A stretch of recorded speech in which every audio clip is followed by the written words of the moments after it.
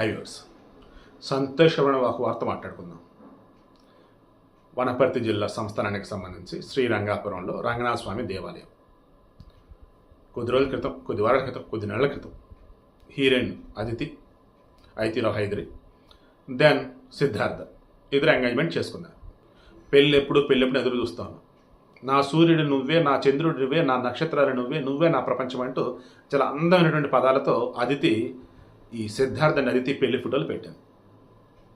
అవి చూసి చాలా హ్యాపీగా అనిపించింది నాకు. ఎందుకంటే సిద్ధార్థ మీద చాలా రూమర్స్ వచ్చున్నాయి, చాలామంది ఎఫ్ఎస్ఎన్ రూమర్స్ వచ్చున్నాయి. ఐతిరావు హైదరి చిన్న వయసులోనే పెళ్లి కావటం, ఆ తర్వాత డైవర్స్, కెరీర్ పరంగా ఎన్నో ఓవర్కమ్ చేస్తూ వచ్చింది. వాళ్ళ నాన్న కానీ వాళ్ళ ఫ్యామిలీ పరంగా చూస్తున్నప్పుడు రాజుల అమ్మాయి, సంస్థానాలు గోల్డెన్ లక్షల ఆస్తులు, కోట్ల ఆస్తులు.